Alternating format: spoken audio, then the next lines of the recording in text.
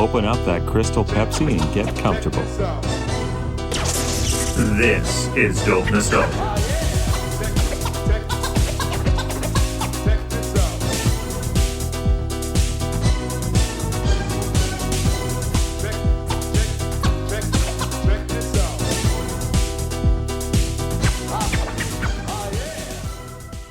Mike Hipple, legendary photographer.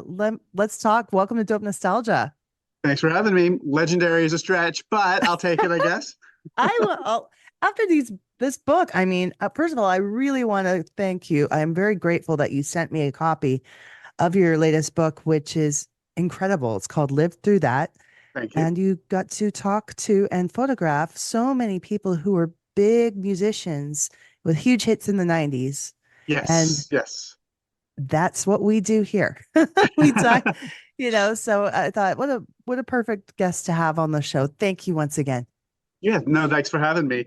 Yeah, the book, it's actually a sequel to a book I had on the 80s artists as well. So obviously, 80s and 90s were totally my decades. But yeah, so, the jumping off point was definitely, artists I love and admire and just want to see what they were up to these days. Mm-hmm. Oh, and so just to touch on that, the earlier book was called 80s Redo? Yes. Yeah. 80s Redux is actually how I think it's pronounced. But Redux? Yes. I kind of get confused on that too, even though it's my own book. But I want to make sure I say it right. Okay. You're saying it with the French accent. Hey, I'm Canadian. Oh, there you go. Yeah.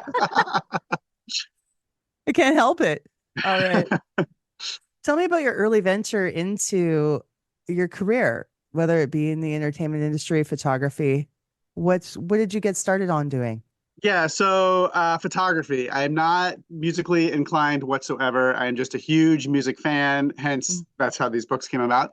But I went to college in Georgia, in Savannah College of Art and Design, and then moved out here to Seattle, Washington after that, and done lots of freelance bits and pieces here and there, all sorts of work, cobbling together a little life. Both of the book projects kind of got started because back in 2008, we had adopted a baby girl. And so I don't know if you have kids or anything, but that first year or two, your whole world just kind of is like that. You're focused on this little tiny thing and keeping it alive, right? So, but after, she as the time got on, I needed to get some time for myself, right? So I started doing these little personal projects. I would contact an author or a painter or, somebody that I admired and respected and was an inspiration to me. And I just asked them if I could photograph them for this little project. I'd go to New York or I'd go to LA, and these I was just shocked that people would say yes, right? And then my mother-in-law was like, "Oh, you should make this into a book project." I'm like, "Oh, that's a really great idea." And I pitched it out to a whole bunch of people, and I got lots and lots and lots of no's. And then somebody pointed out there was a picture of Dave Wakeling from the English Beat in that initial batch. And they said, "Oh, well, you should do a book on 80s musicians." And I'd be like, "Man, I'd love to do that, but I'm not connected in the music business. I don't really know how I could do this, right?" But it was a great idea, and I just kind of filed it away in the back of my head. And then, I don't know, a couple months after that, this woman, Valerie Day from a band called New Shoes back in the 80s. They had that song, "I Can't Wait." They're down in Portland, and she had called me up, and she's like, "Hey, we're getting our band back together for a lot of those, 80s reunion tours. Would you come down to Portland and take our band photo?" It was it's just a freelance gig. And I said, "Well, yeah, if maybe I could grab you guys for a couple minutes and just do a couple personal pictures for this book project." And she's like, "Oh, of course." And we just hit it off. And I guess there's this huge little community of 80s bands down in Portland. There's Valerie, there was Martha from the Motels, there was Tommy Two-Tone, there was Bill from Animotion. I know, right? I had no idea. And so she kind of hooked me up with that. And then from there, that's how the 80s book came to be. So, and then of course, once you do the 80s book, you got to do the 90s, right? So you do. Talk about the pieces falling into place like that. That's amazing. I know. And it's funny, the person that initially said that why don't you do this 80s book, they rejected it ultimately as well. So, but eventually it did find a publisher eventually. So exactly. And everything worked out great. And that was Yeah. success. So like the 90s. Now I'm 45 years old. The 90s is my wheelhouse. This is the Yes. age I was at where I was discovering everything was in the late 80s, early 90s. Musically, Mhm. that's where it was. Is it for you, the 80s or 90s a stronger connection? Oh, that's good. So I would say that the 80s is kind of where my musical tastes kind of, because I was like 14 in 1984, which is like the greatest year for albums ever to come out, right? Like you had the Michael Mm, Jacksons and you had the Madonnas and you had Cyndi Lauper, all this great stuff was coming out. And I was, coming of age at that time. So I kind of like think of that as like my bedrock, but I yeah. kind of came into my own in the 90s when I was in my 20s, right? Because that's when you're like, independent and you're free and you go into shows and you're kind of like so at that point you're just kind of discovering what your life is going to be like, right? So like these are the songs that kind of were the soundtrack to me becoming independent and free, for lack of a better word, I guess. Mm. I love how you describe that. That's Yeah. amazing. So, And so this book, I recommend highly if anyone, wherever it's being sold, we'll share the links online where you okay. can get the book Mhm. because we want people to get a chance to see it. Um, it's striking, like some of Thank the you. moments in here. There was one picture actually where I was confused. Okay. Um, Uh-oh. no, no, no, because she looks so much like Courtney Love, and I think you probably already know who I'm talking about. Is it Mary Lou Lord? Let me see. Tanya Donelly. Oh, Tanya Donelly. You think she looks like Courtney Love? In this photo, Oh, I guess a little like, bit. I guess a little bit. I can see it. but that's just one photo because then I looked at other photos of her, and of course she doesn't. Yeah. Like I don't know what it was. I was like, what? But that's a little soft off topic here. Um, One thing I really like about the book is how you highlighted the hits, the essentials, and the deep cuts along the side of each story. Yes, and that came about because I learned from the '80s book when the '80s book came out and I was doing promotion for that. People were like, "I don't really know these bands." By the way, I was shocked at how many people didn't know who like the B-52s were or things like that. I was like, "What? What?" Yeah. Anyway, but I said, "Oh, well, you would know it if you knew this song or this song," and then everybody was like, "Oh, yeah, yeah, yeah."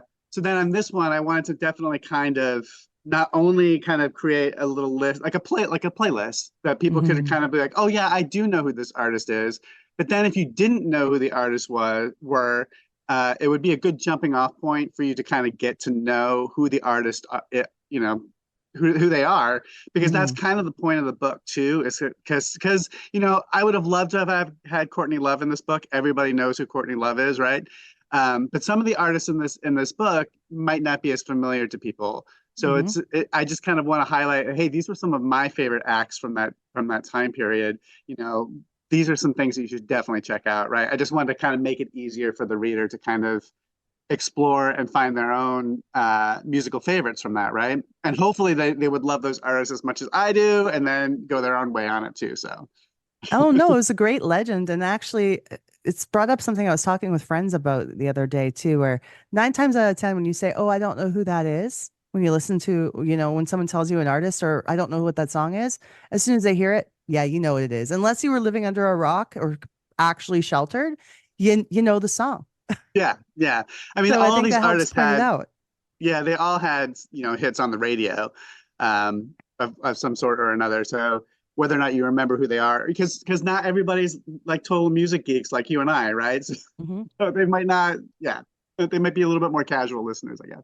That was the point of our discussion too, is just like I just happened to know so many songs I just happened to hear where my friend was like, I don't know what you're talking about. It's casual. Yeah. Anyway. Yeah. Sometimes our brains just hold these weird things. I And might we not hold them remember forever. where my keys are, but I can tell you like the discography of Mary Lou Lord or Tanya Donelly or Adam Schlesinger or whatever. Yep. Can't remember what happened yesterday, but I can remember the lyrics of a song I heard in 1986. Like Yes. the brain is fascinating. Um, how did you now, first of all, you talked about how some of the artists said yes, some said no. How was your approach with each artist? How did you tell them, hey, this is the project? What do you think? Well, it was.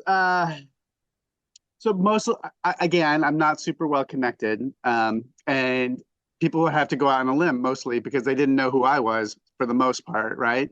So it was a lot of cold emails, like sending cold email, like, "Hey, I'm this guy," and she pointed to my website, or for the '90s book, I thought it would be easier to say, "Hey, I've already got this '80s book done as well."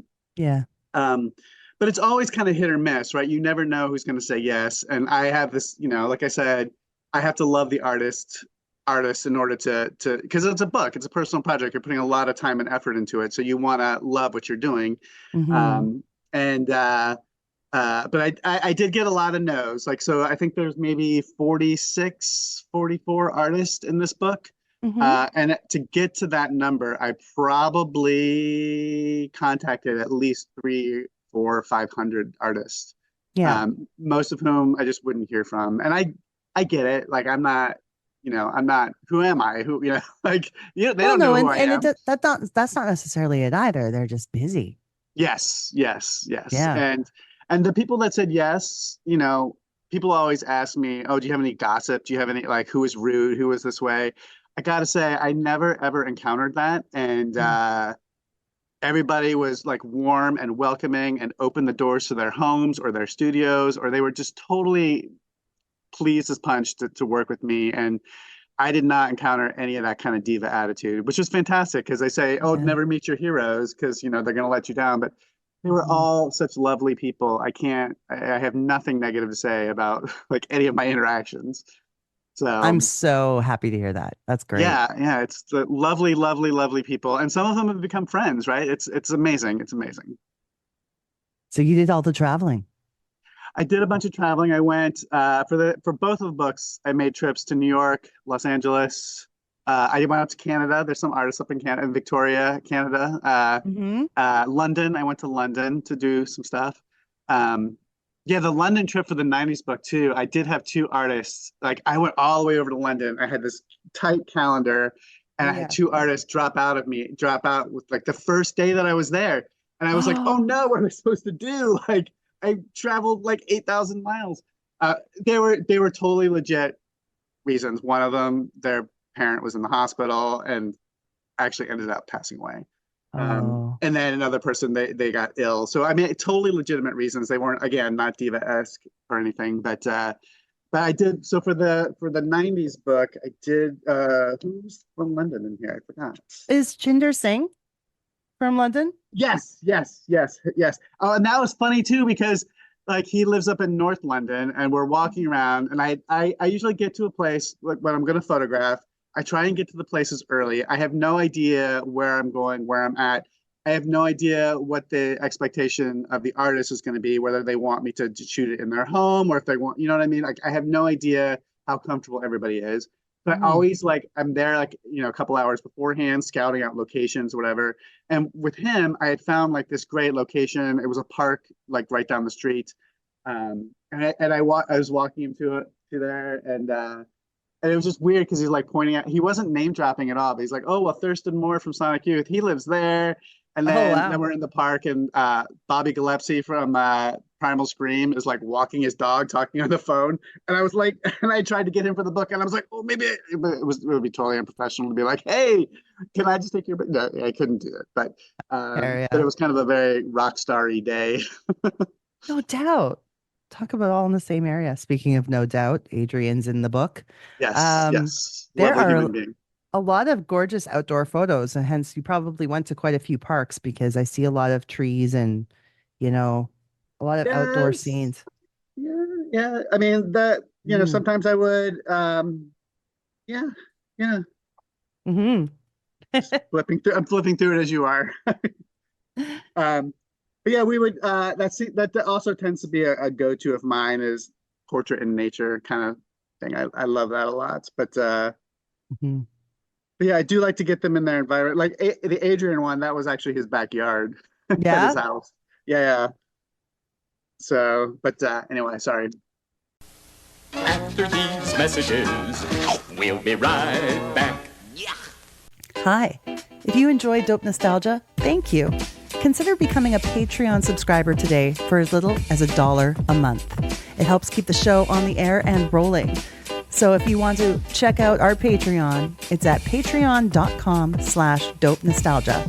$1 a month, and you'll be helping support one of your favorite podcasts.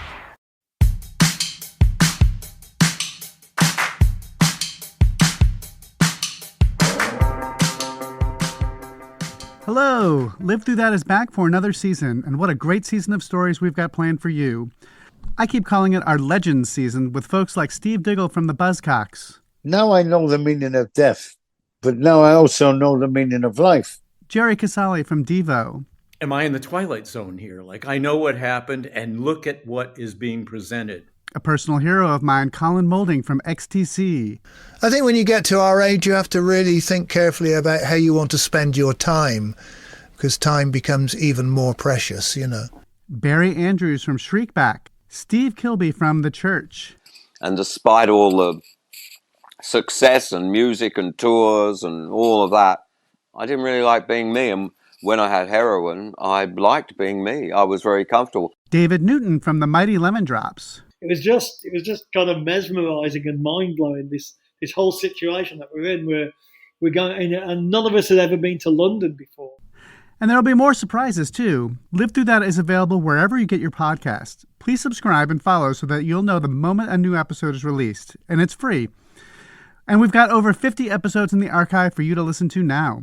You can also follow me on Threads at Mike Hipple and Facebook at Mike Hipple Photo, all one word. Thanks for listening, and we'll see you soon.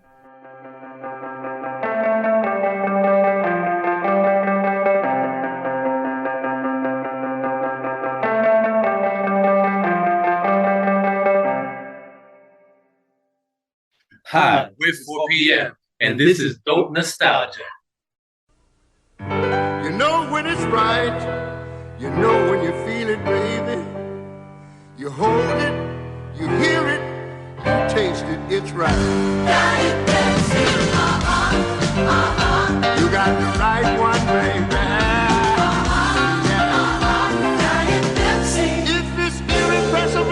Unsurpassably colorful and intimately soulful. You got the right one, baby. I always want to know more about, the players in the band in regards to what they're all about, more so sometimes than the lead singer, because we already know the lead singer. Yes. And everybody contributes. Nice. It's like everybody contributes a little piece to the puzzle, right? Mm-hmm. Also, the fact that you've at least twice, I believe, you've interviewed Krist Novoselic. Yes, I've talked to him multiple times. I've worked with him multiple times. He lives here in Seattle. I live here in Seattle, and it's funny. Like when I started the '90s book, obviously the Seattle scene is very essential to that whole decade, right? It's pretty integral to the music and the fabric of that decade, and I was having such a hard time getting anybody from Seattle to participate in the book. Like I was just getting nothing. Yeah. And I really wanted to get Krist in there because I've always heard that he's a great guy. He has a really interesting story too. That's what I also like about some of these things too, is that they do have these really interesting stories about what they're doing these days. But I had no way of contacting him. I had, a lot of these people have websites where you can find contact information. He did not. But then randomly, it was like a Wednesday afternoon or something like that. Or it was a Wednesday, and one of my clients had called me up, and they're kind of a political think tank. And they were like, "Hey, what are you doing at 3:00 today? And can you get downtown? Because we're going to be, Krist Novoselic is here. He's part of this campaign that we're working on, and we want to get a quick photograph of him. Can you make it down here?" And I had to pick my kid up from school and everything. And I'm like, I will figure it out. I will make this happen.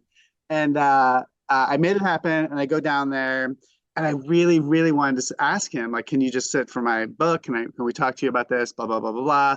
But again, you're in a circumstance where you're in a professional situation. You can't really do that. And, somebody else had asked me to come there. But at the end of that photo thing, he had asked me for my card. So I gave it to him with the hopes that he would get in touch with me. And then a couple of weeks later, he actually did get in touch with me because he was putting together this new band called Giants in the Trees. And he wanted me to shoot some photographs of some promo shots of that new band. And of course, I was like, this. I was so excited. I can't even tell you because it's again, it's just one of those things where all the pieces fell into place in a really nice way. And I I photographed him for the book on the same day that I photographed Giants in the Trees because I explained to him the project, and he said, of course, just come down to where I'm at a couple hours beforehand, and then we'll get the rest of the band together, and then we'll do that. And now he's actually contacted me a couple of other times to photograph new projects that he's been working on, and I'm just totally spacing on the name.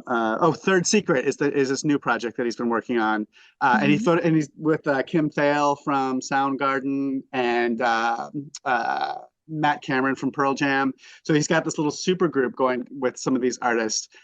So he's asked me to photograph those, like his little that new super group, quote unquote, for a while too. So again, super nice guy, very tall. Very tall. What a wonderful thing, though. I'm glad that connection was made. Like it was meant to be, like how it worked out. Yeah. See, so some, I guess going back to your question before about like how do you get some of these people, a lot of it is cold calling, and then a lot of it is just kind of synchronicity where it just happens to work out like that. Yeah. So.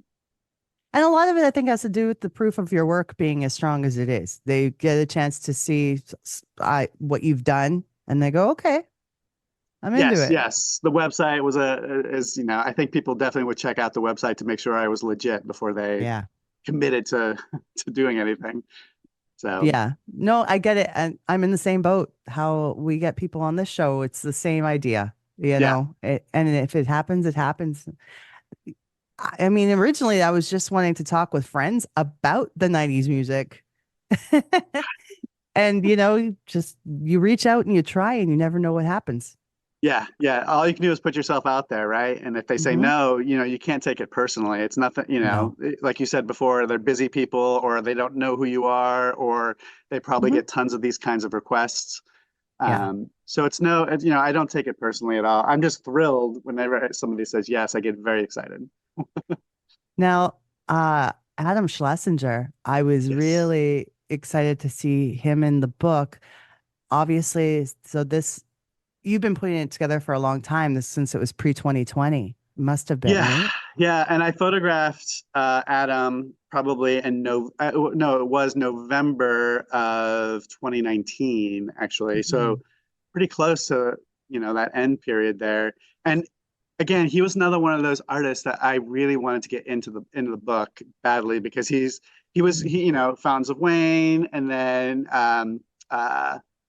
Ivy was another favorite of mine, and that's how that connection came to be, is because I got Ivy to be in the book, and Dominique contacted Adam for me, and for some reason I thought Adam was always in Los Angeles. But every time I would, we had a lot of back and forth, like, oh, I'm in New York, oh, I'm in LA, blah, blah, blah. And then it just one time I happened to be in LA when he was there, and I spent a very lovely afternoon with him. He was with, he had a band called Fever High at that point. So he was working with them.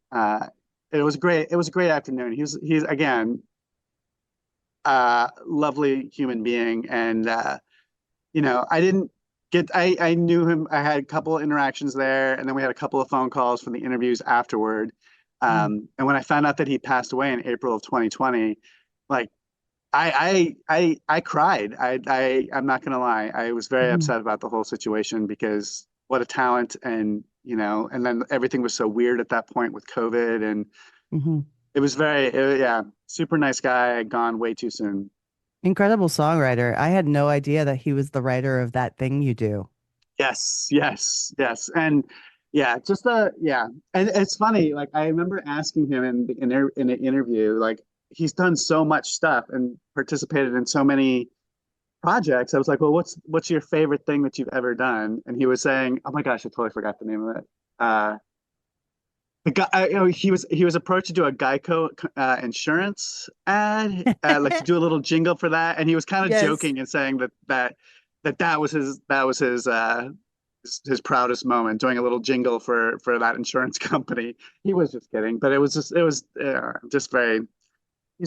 very humble about all of his accomplishments. Well, yeah, it's a true sad story that we lost him, but I'm glad you had that moment. Yes, yes, and I'm glad that he was able to get in the book and that we were able to preserve it for posterity. I don't really know, but maybe that those photos in there were the last ones that he'd ever, taken. I don't know. That was like they said, November of 2019, but 2019, yes. Yeah. Another cool thing is the foreword in your book is written by Dave Holmes of MTV fame. Yes, yes. He also wrote the foreword for my 80s book as well. And he had written a book called Party of One that I really enjoyed. And again, cold email, reached out to him. It was actually getting really close to the end of the deadline when I had to turn everything in for the 80s book. And I didn't know what I was going to do for the foreword because I really wanted him to do it, and he was the only person on my list to do it. And I hadn't heard back from him, and I hadn't had a commitment. And then I was in London, and I got the email like 11 o'clock at night, just before I went to bed. And I was very excited that he was going to do it, and he knocked it out of the park both times on both forwards. He's just a great writer. This book has been such a blessing. Like, it's amazing how it all came together, and the first one, of course. But yeah, I'm grateful to have a copy. So yes, amazing. Yes, I'm glad you enjoy. I would have sent an 80s copy too, but I didn't have any copies of that lying around the house. Okay.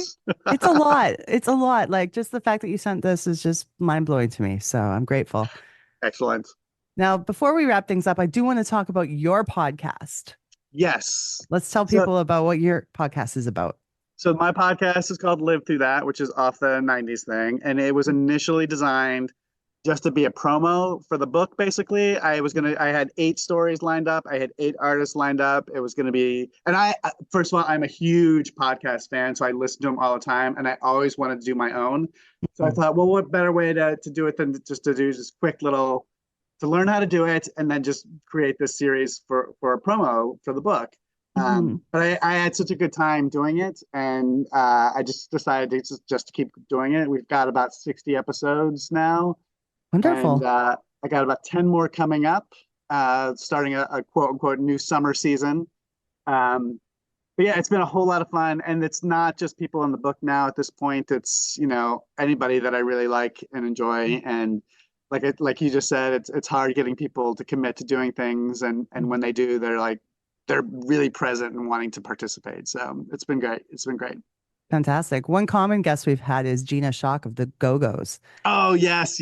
I tried forever to get Gina on the show. She's awesome. Yeah. Yes. And the Go-Go's are definitely, the Go-Go's really set the mold for the bands that I really, really love, right? Like kind of punky, kind of poppy, usually female fronted. I love female fronted bands. I don't know. So they really formed like the DNA of all my musical tastes. So I was very excited to have Gina on. What a thrill. Yeah. Yes. She's fun to talk to. She's got interesting stories. She's put out books herself as well. Yes. And she's just, she seems very New York to me, doesn't she? Like, she has that rapid way of speaking that's just like boom, boom, boom, boom, boom. I loved it. I expected her to be from New York, but Baltimore. Yeah. Hey, that's close. Close. But yeah, but everybody's got to check out the podcast. I know I am. I love it. So to wrap things up, you answered my last question was about your influences at that time and who they were and how you found the music you love. So thanks. Yes, thank you. Sorry, I am a chatterbox sometimes. So that's perfect. That's why you have a podcast. That's why I have a podcast. It makes sense. Yes. Great. All right. Thank you, Mike. Thank you, Naomi. All right, and you have a wonderful rest of your day. Yes, you too. Take care. Bye. Bye. Social media, yeah, we've got it. Send us an email, dopenostalgiapodcast@gmail.com. Twitter, nostalgia dope. Or on Insta, dope_nostalgia. This podcast is licensed by SOCAN because we believe that artists should be paid for their work. Hey, friends. I kind of miss getting those messages on my answering machine like we used to back in the day. What I'd really love is to hear from you, the listeners of Dope Nostalgia. This is your chance to be on the show, giving feedback, telling us what you love, what you hate, and who you'd like to see more of. Call us at our new toll-free number, 1-888-741-9192. Leave us some feedback. Your message could be played on the show. So give us a call, 1-888-741-9192. Toll free.